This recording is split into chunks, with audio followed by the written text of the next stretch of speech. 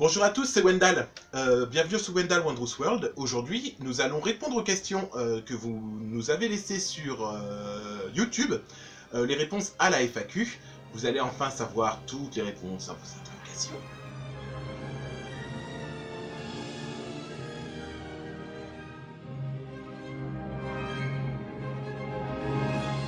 Donc, comme je vous le disais précédemment, on va commencer à répondre à vos questions. On va commencer avec Arnaud Guerre, qui me demande « Tu es fan de Harry Potter depuis combien de temps et depuis combien de temps fais-tu des créations ?» Alors, depuis combien de temps je pense que je suis tombé dans la fanitude au moment de la sortie du livre Harry Potter et la Chambre des Secrets. À partir de là, j'ai vraiment suivi, la vague, parce que c'était vraiment intéressant. Jusqu'à maintenant, je pense que ça reste un petit peu mon livre et mon film préféré, avec La Coupe de Feu, évidemment. Mais oui, je pense que c'est vraiment... depuis cette époque-là, en fait, que je pense que je suis devenu Potterhead. Après, ça s'est renforcé avec le temps, mais je pense que tout a démarré là. Après, depuis quand je fais des créations? Alors, les créations, j'ai un peu l'impression que c'est depuis toujours, sauf que ça a commencé par le dessin. Je dessinais beaucoup. Après, je suis passé à la peinture. Alors, pour ce qui est du dessin, j'ai appris tout seul. Hein. Et les objets que je fabrique de manière générale aussi. Ensuite, j'ai eu à un moment donné dans mon cursus scolaire un petit peu des choses qui m'ont donné plus de technique pour les choses. Pour apprendre à gérer les couleurs et tout ça, mais finalement, oui, j'ai tout appris sur le tas, et donc j'ai l'impression que c'était depuis toujours, mais on va dire ça. On a une autre question de Lucas Honora. Salut Lucas, si tu nous regardes. Qui demande donc, qu'est-ce que tu penses de la série de films Les Animaux Fantastiques par rapport à Harry Potter, etc. Des bisous. Des bisous à toi Lucas. Contrairement à beaucoup de personnes, j'ai pas été frileux à l'approche de l'annonce de ce film. Parce que je me suis dit... je me savais que ça allait être différent de ce qu'on a connu jusqu'à présent, et qu'il y a cette espèce de phénomène de devoir se détacher d'Harry Potter et des 8 films et tout ce qui va avec. Vraiment, se détacher de ça pour faire comme si on voyait un tout nouveau programme qui a à voir un petit peu avec Harry Potter, mais qui n'est pas Harry Potter. Et il y a beaucoup de gens, je pense, qui n'ont pas compris ça au début, et qui avaient... parce que pour le coup, tout l'univers des Animaux Fantastiques a dû être créé, parce qu'à la base, ces Animaux Fantastiques, c'est juste ce petit livre qui nous fait un listing des animaux magiques. Mais après, il a bien fallu créer tout l'univers qui va avec, et un petit peu l'histoire de Newt Scamander, même si on avait quelques petites pistes ailleurs, mais il a fallu créer tout ça de toutes pièces. Donc je trouve que c'est une très bonne idée d'avoir fait ça à une autre époque, dans un autre endroit, n'en déplaise à certains, mais moi je trouve ça très bien. Alors le premier, je suis allé le voir au cinéma, j'avoue que je suis pas ressorti réjoui en me disant « Waouh, c'était génial » et tout machin, j'ai trouvé ça très bien. Maintenant par contre, je pense que le deuxième va déchirer, alors j'ai pas trop envie de m'avancer, mais en tout cas au point de vue de la bande-annonce et ce qui est supposé s'y passer, je pense que ça va être pas mal du tout. Bien sûr, Harry Potter reste dans mon cœur la base de tout, c'est la genèse, c'est normal. Ensuite, je pense qu'il faut laisser une chance aux animaux fantastiques. Déjà en commençant par le comédien que j'aime beaucoup, et que j'aime beaucoup comment est-ce qu'il joue Newt Scamander. J'aime bien ce côté un peu fou, un petit peu dans son monde. C'est quelque chose que j'aime beaucoup, donc je pense que ça va être bien. Nous avons une autre question de SG Potter 72, coucou, qui demande: quel métier fais-tu? À quelle maison appartiens-tu? Et quel est ton cours préféré à Poudlard? C'est tout, continue comme ça. Alors, quel métier je fais? Eh bien, je travaille dans un célèbre parc d'attractions de Seine-et-Marne. Donc pour des raisons de discrétion, je ne dirais pas. Non, je suis cast member à Disneyland Resort Paris. Et je travaille dans la division spectacle. Voilà ce que je fais le reste du temps. À quelle maison appartiens-tu? Alors pour avoir fait le test sur Pottermore, je suis donc chez Serdaigle. Alors, ce qui me va très bien parce que c'est tout à fait la maison à laquelle je me voyais appartenir. Donc c'est très bien. Et quel est ton cours préféré à Poudlard? Le cours de métamorphose, bien sûr. C'est... Enfin, je veux dire, c'est quand même le b.a.-ba de la magie. Et une fois qu'on sait se métamorphoser et métamorphoser des objets, je veux dire, à partir de là, ça facilite quand même grandement la vie sur plein de choses. Hein. On est d'accord. La prochaine question est de Missodiex. Missodiex, oui, c'est comme ça qu'on dit. Donc, coucou Wendell, je connais ta chaîne depuis quelques mois et j'adore. Tu me transportes dans l'univers de Harry Potter à chaque vidéo. Je voulais te demander d'où vient ce don pour la création et les loisirs créatifs. Je voulais également savoir quand est-ce que tu nous montreras des tutos ou du moins que tu te filmeras en train de créer tes merveilles. Continue ainsi et merci de nous faire partager ta passion. Alors déjà, merci beaucoup Missodiex. Alors, ensuite, d'où me vient ce don pour cette création et loisirs créatifs? Ben, j'ai déjà commencé à répondre en partie tout à l'heure à l'autre question, mais je me souviens en tout cas que lorsque j'étais petit, je me rappelle qu'il y avait des objets, alors que ce soit des jouets, des figurines, des choses que je voyais et que je voulais avoir pour moi. Et que le seul moyen que j'avais trouvé pour pouvoir avoir ça rapidement, sans avoir à attendre un anniversaire, un Noël ou quoi que ce soit, c'était de le fabriquer moi-même. Donc j'essayais de trouver des petites solutions. Alors après, bon, c'est des petites solutions qu'on trouve dans une maison et quand on est petit. Donc forcément, il y a des choses où ça marchait, il y a des choses qui marchaient un petit peu moins. Mais du coup, je me suis évertué à travailler là-dessus, essayer de tout le temps reproduire les choses que je voulais avoir en main, vraiment. Quelque chose de palpable. Et je pense que c'est à partir de là que c'est un petit peu resté. Donc ensuite, ben, forcément, j'ai appris des techniques, j'ai appris des matériaux et j'ai fini par faire des choses un petit peu plus concrètes et un peu mieux. Ensuite, donc tu voulais savoir pour les tutos et tout ça. Alors c'est une question où j'ai déjà répondu plusieurs fois. Alors, le problème qui se pose, c'est qu'à la base, cette chaîne ne devait pas être, au départ en tout cas quand je l'avais imaginé, pas être aussi développée. À la base, je devais simplement montrer ce que je faisais, les objets que je réalisais, mes peintures et mes dessins. Seulement, il se trouve que ben, ça m'a bien plu, tout ça. Le problème, c'est qu'au niveau matériel, au niveau logistique, je n'ai rien. C'est-à-dire que je n'ai pas d'appareil photo, toutes les vidéos sont filmées au téléphone portable. Je n'ai pas d'appareil photo, je n'ai pas d'ordinateur qui tient la route. Je n'ai absolument pas le temps, en dehors de ça, de faire du montage. Donc, je ne sais pas si vous vous rendez compte, lorsqu'on fabrique un objet comme ça, de laisser tourner une caméra en appareil photo pendant toute la durée des trucs, sachant que certains objets me prennent plusieurs heures, voire plusieurs jours.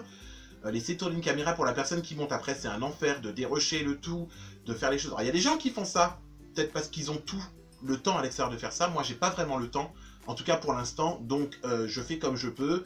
Maintenant, en mettant de temps en temps une petite photo quand j'y pense ou quand je peux, parce que des fois, c'est un petit peu pénible quand on a les mains dans la pâte de venir et s'essuyer les mains pour aller récupérer un téléphone pour prendre des photos. C'est pas évident, donc j'essaye de le faire. Maintenant, pour ce qui est des vidéos, ça va vraiment pas être pour tout de suite, parce que tout simplement pour des questions matérielles. J'ai absolument pas le matériel, ni les logiciels de montage, ni rien. Donc voilà. Ben, j'espère que j'ai répondu à ta question, et j'en suis un peu désolé. Alors nous avons une question de la chaussette de Dobby. C'est rigolo. Donc salut. Qui demande: as-tu déjà fini par abandonner une création trop dure que tu n'arrivais pas à faire? Sinon, j'aime trop ta chaîne, et moi aussi, j'aime faire plein de créations Harry Potter, mais moins belles que toi. Alors, c'est très gentil. Merci, la chaussette de Dobby. Alors, écoute, oui, ça m'est déjà arrivé. Alors, je pense que comme toutes les personnes qui font des choses un peu artistiques, des créations comme ça, je pense qu'il y a souvent des ratés. Moi, personnellement, je sens très vite quand ça va être la loose. En général, ces choses-là finissent dans la poubelle. Je ne supporte pas de laisser là sur le côté un truc qui n'est pas fini parce que pas réussi. C'est très agaçant. Je suis quelqu'un de très impatient dans les choses que je fais comme ça, donc en général, je les gêne. Maintenant, vraiment un gros raté. Je sais que vous le découvrirez un petit peu plus tard sur la chaîne, je vous en dis pas plus. Mais j'avais commencé à faire une série de poupées tirées des films d'horreur parce que j'aime beaucoup les films d'horreur. Et dans ma collection, il y avait donc la poupée de The Boy. Pour ceux qui connaissent ce film, la poupée de Brahms, donc la poupée qui était censée remplacer le petit garçon qui était mort. Et j'avais commencé à faire cette figurine, et j'étais incapable de refaire le visage. Alors j'ai aussi une question de Johan Morieres, c'est ça, qui me demande donc quand est-ce que va sortir Wendell et le secret de Beauxbatons 2. PS, continue tes vidéos, elles sont géniales. Alors déjà, merci beaucoup Johan. Alors, Wendell et le secret de Beauxbatons 2 ne sortira pas parce qu'il ne s'appelle pas comme ça. En fait, le prochain épisode s'appellera Wendell et l'esprit des forêts. Le script est terminé, hein, il est juste là. Il est terminé, je ne manquerai pas de revenir vers vous pour vous parler un petit peu plus de tout ça. On va démarrer, le tournage va démarrer certainement dans les prochaines semaines. Après, là, c'est très aléatoire entre le tournage et après la post-production et tout. En termes de temps, on ne peut jamais vraiment savoir combien de temps ça va prendre. Mais on va faire au mieux pour que ce soit au mieux. Nous avons aussi une question de Rita qui demande qu'est-ce que tu penses de Harry Potter et l'enfant maudit? Est-ce que tu as déjà fait les tests sur Pottermore pour savoir comment est ta baguette, quelle est ta maison, ton patronus, et qu'est-ce qui t'a donné envie de faire une chaîne YouTube? Regardes-tu d'autres chaînes Harry Potter? Alors, ça fait beaucoup de questions. Merci Rita.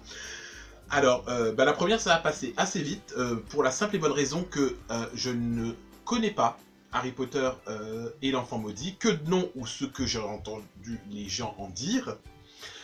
Personnellement, j'ai dit que tant que je ne voyais pas la pièce sur scène, je ne voulais pas lire le livre. Et comme c'est un petit peu... Enfin, ça s'organise quand même d'aller à Londres pour aller voir ça, surtout qu'il y avait 2 parties et tout, si j'ai bien compris. Donc voilà, j'ai pu entendre qu'il y avait des pseudo-petits scandales avec des gens qui n'étaient pas du tout d'accord sur ce qui était dit là-dedans et tout, machin. J'ai essayé de garder les oreilles un petit peu fermées pour me faire mon propre avis. Et en tout cas, des amis à moi qui sont allés le voir m'ont dit que, en tout cas sur scène, c'était extraordinaire. Vraiment, scéniquement parlant, c'était extraordinaire. Donc, moi, c'est quelque chose que j'irai voir avec plaisir, mais pour l'instant, j'ai pas encore d'avis, puisque je l'ai pas vu. Alors oui, j'ai déjà fait des tests sur Pottermore, mais c'était il y a très longtemps, donc j'ai vraiment des trous. Je sais que j'étais chez Sœur d'Aigle, ça c'est sûr. Ma baguette, je ne me rappelle pas du tout en quoi elle était faite. Il me semble que c'était du bouleau, mais je suis pas sûr. Je crois que c'était du bouleau et du ventricule de dragon. Je suis pas sûr, encore une fois, je préfère le dire. Et alors là où j'étais un petit peu vénère, c'était pour le patronus. J'attendais beaucoup de ce patronus. J'attends, puisqu'ils font tout le respect de présentation tcha-tcha, là, où on a l'impression que tout d'un coup, on va avoir le patronus du siècle. Je me suis fait, il y a une licorne qui va arriver, il y a un truc ultra glam qui arrive, pas du tout. Une espèce de rat dégueulasse, qui ressemble un peu à ça, d'ailleurs, là. Mais ils appellent pas ça un rat, ça a un autre nom, je sais plus ce que c'était. Et j'étais déçu. J'ai fait, mais c'est nul. Moi, je me retrouve face à un détraqueur, j'aurais même honte devant le détraqueur de sortir ce truc-là, quoi. J'ai fait, non, c'est pas possible. Donc voilà. Et qu'est-ce qui m'a donné envie de faire une chaîne YouTube? De partager mon travail avec des passionnés et d'autres personnes, et de découvrir le travail de d'autres personnes. Je trouve que ça, c'est un bel espace d'échange quand ça devient pas un endroit où pour s'échanger des vacheries ou des méchancetés. Je trouve que YouTube c'est un très bon moyen d'échanger avec d'autres personnes sur les mêmes passions, et ça c'est top. Et puis la dernière question donc, est-ce que je regarde d'autres chaînes Harry Potter? Oui. Accessoirement Michael Potter, donc j'aime beaucoup le contenu. Mister Théo, qui fait une fanfiction qui est super et qui fait de superbes baguettes aussi. Vous savez qui, que j'ai découvert dernièrement, mais on reparlera bien plus tard dans d'autres vidéos de ce youtubeur, The Rolling's World, je pense comme beaucoup de personnes, ils me font vraiment beaucoup rire. Harry Pumpkin, qui a des choses pas mal du tout dans ses vidéos, et la théorie Floralie, à qui je fais un petit coucou, que j'aime beaucoup, qui me suit depuis presque le début. Voilà, grosso modo, c'est ça. Après, j'en regarde d'autres, mais c'est moins fréquent. Ensuite, on a encore une question de Johan Morieres, qui me dit combien te coûtent environ tes costumes sur mesure. Alors, mes costumes, déjà, c'est un grand mot. J'ai une panoplie de magiciens qui a été réalisée donc par mon ami Sébastien, qui est lui-même, je vous rappelle, l'instigateur de cette soirée, Harry Potter, donc, qui, je vous le rappelle, au passage, a lieu donc les 13 et 14 octobre, le bal de Samhain. N'oubliez pas d'aller, d'essayer d'un petit peu aller vous renseigner si ça vous intéresse, parce qu'il reste encore des places, donc n'hésitez pas, allez-y. Les costumes, en général, je vais dans un petit magasin de tissus où c'est pas très cher. J'évite d'aller sur Paris parce que du coup, on trouve de belles choses sur Paris, mais c'est très cher. Là, je suis allé à un petit magasin de tissus qui est à côté de chez moi. En général, je choisis des étoffes qui sont pas trop chères parce que si ça devient tout de suite la loose... Donc je choisis des étoffes qui sont pas trop chères, et comme je suis très grand et que, comme vous avez dit, je suis pas ultra maigrichon, du coup souvent j'ai... je vais fermer la fenêtre parce qu'il y a du bordel. Attendez. Voilà. J'ai tendance à aller acheter du tissu, et beaucoup de tissu, par exemple pour mon manteau de Wendell, mon manteau bleu de bon bâton de bibliothécaire, ça a nécessité 8 à 10 mètres de tissu. Donc c'est beaucoup, mais après tout est une question de rendu. On veut des beaux tissus, des trucs très beaux, très chargés, très beaux, ça va coûter cher. Moi mon tissu là c'était peut-être 4 ou 5 € le mètre, je crois. Et nous avons une dernière question de Catherine Giroux. Alors Catherine qui me dit: comment organises-tu tes courts-métrages? Quand sortira le deuxième court-métrage tant attendu? Et bon, ça on y a plus ou moins déjà répondu tout à l'heure. Et qui me dit: j'ai trop hâte de voir le résultat que cela donnera. Sérieusement, tu as beaucoup de talent pour ce qui est de réalisation d'objets et de costumes, et même en tant qu'acteur. Et aussi bravo à tous les autres comédiens qui ont participé à ton premier court-métrage, pour moi très réussi. Merci beaucoup Catherine, et merci pour toute l'équipe. On a pris beaucoup de plaisir à le faire, donc on est content quand ça plaît beaucoup aux gens. Maintenant, pour répondre à ta question, donc comment est-ce que on organise les courts-métrages? En général, on est 2 ou 3. On part d'une idée, on est 2 ou 3 à travailler dessus. Et à partir de là, on écrit le court-métrage tel qu'on imagine que ce serait. Ensuite, bien sûr, quand ça arrive la réalité, parce qu'on n'est pas Hollywood, quand arrive la réalité, on enlève un petit peu les choses qui sont un petit peu moins réalisables, et après on voit comment est-ce qu'on peut tricher avec nos petits moyens et ce qu'on a sous la main pour rendre l'effet qu'on veut.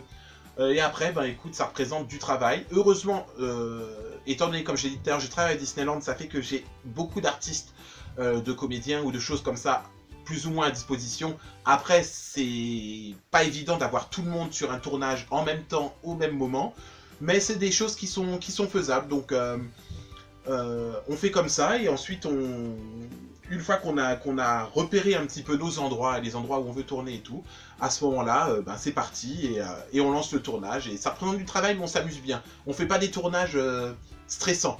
On est là déjà pour s'amuser un petit peu et tout machin, et à partir de ce moment-là, ensuite, une fois que c'est lancé, on y va, et voilà. Voilà, c'était la dernière question. Déjà, je voulais vraiment vous remercier, parce que ça m'a fait vraiment plaisir d'avoir autant de questions, parce que sincèrement, quand j'ai lancé cette FAQ, je me suis dit, bon, je vais me retrouver avec... une ou deux pauvres questions qui vont se balader comme ça, et quand j'ai vu qu'il y avait autant de questions qui se sont posées, vraiment, ça m'a vraiment fait plaisir. Donc, merci infiniment à vous tous. On va se retrouver très bientôt dans une prochaine vidéo où je vais vous présenter un objet qui n'est pas une création, mais qui en est une quand même. Je vous en dis pas trop, j'en ai sué à fabriquer cet objet, vous comprendrez pourquoi. Dans la prochaine vidéo, je vous montre tout ça. Je vous fais de gros bisous. En attendant, n'oubliez pas de continuer à partager la chaîne malgré tout, à en parler un petit peu autour de vous, à vos amis Potterhead et même les autres. Et puis ben, moi je vous fais de gros bisous, et je vous dis à très bientôt sur Wendell Wondrous World.